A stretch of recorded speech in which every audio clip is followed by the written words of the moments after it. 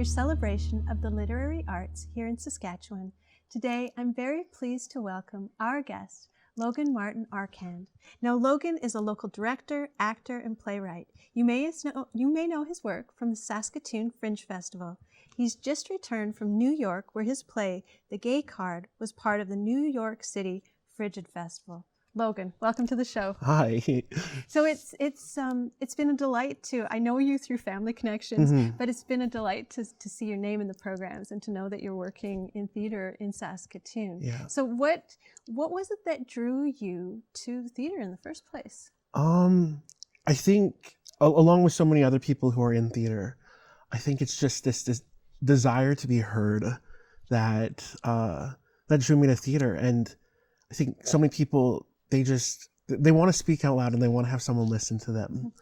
And I think theater is just such a wonderful way to do that.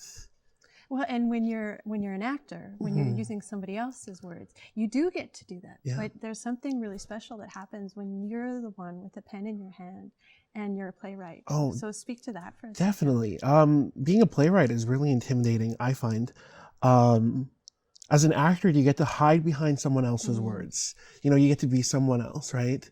But when you're a playwright, you know, you're putting so much of your own thoughts into something.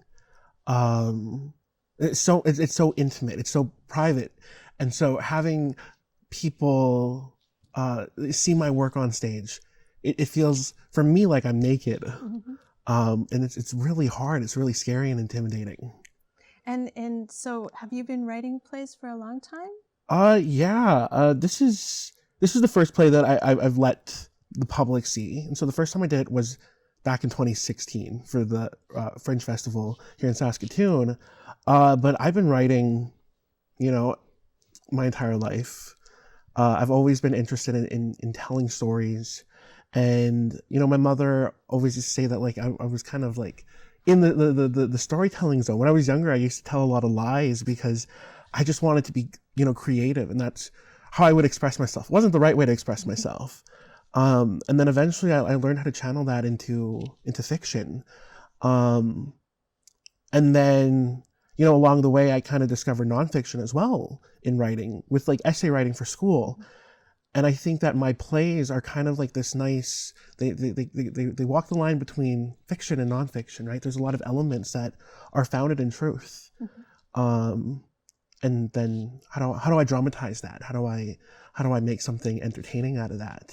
Well, and how to make those ties that will connect us, Yeah. no matter what our experiences Yeah. are and what our background is, Yeah. and to be able to see in those characters those hints of who we are and the people that we love. Yeah, yeah. And for me, like playwriting came from, you know, I was working as an actor, and I wasn't doing anything that reflected my truth, reflected who I was and my people, being both queer and Indigenous. I wasn't doing enough that was based around being Indigenous. And the stuff that I saw that was about being Indigenous was often about being Indigenous in relation to non-Indigenous people, as opposed to Indigenous livelihood by itself. And then what I was seeing about, like, from queer theater, was that it was about being queer in relation to, you know, the oppressor, to straight people, as opposed to the livelihood of being queer. And so, you know, my playwriting kind of came from this place of, how can I revitalize that? How can I make queer theater that is for queer people, from queer people, that isn't about oppression, that isn't about, you know, the other, and like hating ourselves, but instead, you know, like telling our own stories. Because I see so many stories that are just about, you know, that are coming out stories, that are stories about, like, you know, challenging our internalized homophobia, so on and so forth. And that's only one portion of the story. That's only the first 5%, you know, and we have the rest of our lives that aren't being told yet. You know, we have stories about love and family and, you know, of loss and of so many things. And yet we're only telling, like, this first little bit. And then in the Indigenous world, so many plays about residential school and about oppression, right? When again, that's only a small part of what being Indigenous is. And so my challenge was to create something that was beyond that. Well, and seeing those places where you are human, and where you, like you said, where you have love, where you have family, where you have loss, those real raw truths that we all, that people are, everybody is striving to find those places where we can make connections, where we can learn about each other, where we can be who we are. Yeah. So one of the really cool things that you got to do with the gay card is you took it to New York recently. So just tell me a little bit about that experience. So we went to the Frigid Festival in New York, which is a small fringe-like theater festival.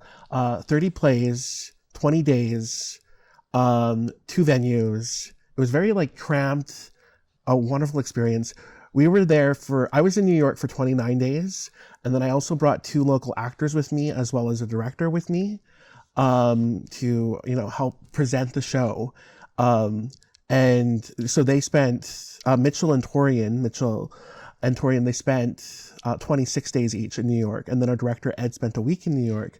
Very wonderful experience. It was great to live in the city, but also to meet all these people in New York, who were artists as well. And I was really afraid going to New York about meeting these people, because I had this idea that they were all going to be pretentious New Yorkers who just, believed that their art was top notch. But really what happened was I met these people, and I found out that they weren't all from New York. They all came from what I call their own version of nowhere. They came from Ohio and South Carolina and all of these different places. And they were just like us. They were people from small towns or small cities who just wanted to be heard and were passionate about what they did. And I think that was the best part about the entire festival, was just learning about these people and why they were there. And your passion for what you're writing and for your truths and for your storytelling is so infectious, and so I'm so glad to see that. And I think we do, when we go into a place that has a reputation like New York, we expect that we're going to be even more different than we are similar to the people there. And when we can find other people that speak our language, the language of theater, the language of art, it's really a wonderful way to make connections. So, we'd only have a few more seconds. Are you working on some new exciting projects? I am always thinking about what I want to write next. And so someday soon, hopefully, I'll have another play that will be ready for public eye. I have multiple plays written. It's just about it's a huge undertaking to actually get them ready for the public, right? And so someday soon, you can follow me on Facebook and Twitter. It's Spacewalk Theater on Facebook, and then Sexual Spacewalk on Twitter. Excellent. Yes. Thank you, Logan, so much for being on the show today. Yeah, thank you very much. I'm Danica Lorer, and this is Lit Happens. You can find past episodes by going to YouTube. You can find me on Facebook, Instagram, or Twitter. And if you have a project you'd like to talk about, or a book that you would like to talk about on the show, please contact me at danicalorer@gmail.com. Thank you for watching.